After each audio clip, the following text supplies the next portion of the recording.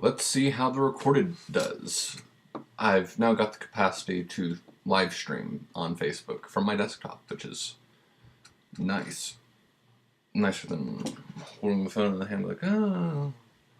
But anyway, territorial taxation and you. So, first, what is territorial taxation? Well, all countries in the world, basically every country in the world has income tax. I don't want to say all.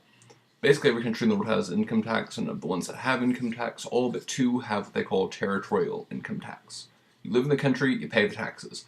French, living in France, you pay the tax. You pay income tax. Britain, living in Britain, you pay the income tax. If you're Sean Connery and you do not wish to pay your income taxes, move to Jamaica and split your time between Britain, Jamaica, and various other destinations. Do not be in one place too long to account for taxes. U.S. states do this.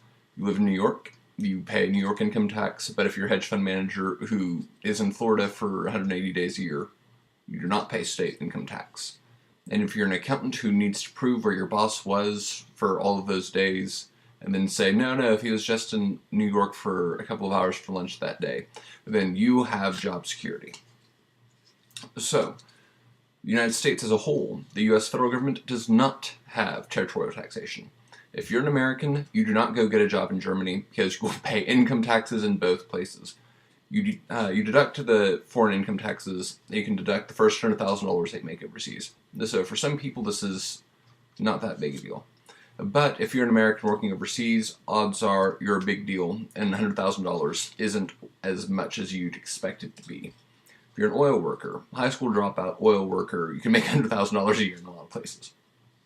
So, United States has what we call a global tax regime. This is a system only used by us and Eritrea. We charge income tax on our workers who do not live in the country. U.S. citizenship means you pay the tax, regardless of where the income is earned or where you go to earn it, or what your residency is. Now, this is insane in a lot of ways because income taxes pay for services you aren't receiving because you aren't in the country. Yeah. So you're still getting paid the bill for governing the United States, even though you aren't in the United States. Now, if things go bad, then the United States might try and rescue you, but that's sort of an extreme case. And all these other countries protect their nationals even when they aren't taxpayers. They also let these non-taxpayers participate heavily in their political processes. If you look at the scandal over Lord Ashcroft in the UK, big deal.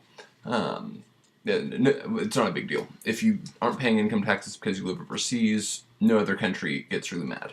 Now, what makes this important is that Americans tend not to go overseas, and there's some research to suggest that Americans don't leave the country.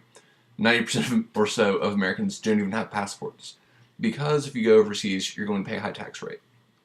If you're a Canadian and you want to go work in Italy, assuming all the visa stuff goes through, you can go do that, and it's not like you're getting double taxed or anything. In America, you're going to get double taxed. And in general, Americans don't like being taxed even more than most nationalities. We really hate being taxed the first time. And so signing up to get taxed twice, not a winning proposition, no matter how great an experience it would be to go work overseas for a few years. Now, the government is disincentivizing us from going and having these experiences, and these are valuable work experiences. Aside from the personal growth, getting to see, I get to go work in Italy and see the Sistine Chapel. It's also, if you're an American working overseas, you will learn a lot that you wouldn't learn at home. So I'd say foreign countries are better, but having multiple countries on your list of places where you've worked is good in general. And it's also important because this is a related issue. So immigrants come to the United States and they have abnormally high entrepreneurship rates. They start their own businesses, they come up with new ideas, blah, blah, blah, blah, blah. Good stuff. Now, that system's slightly under threat, but I suspect that we will just break through those threats. But there is another alternative. If we want all of the sweet immigrant mojo, it turns out that you don't have to be an immigrant to get benefits of being an immigrant. You can... the Harvard Business Review had an article recently talking about people of any nationality who've traveled more extensively basically have immigrant-like levels of entrepreneurship. Let me say that again. People of any nationality who've traveled extensively and then come home have immigrant-like levels of entrepreneurship, which is to say, we can survive building a wall if we just get rid of all the incentives that say don't go work overseas.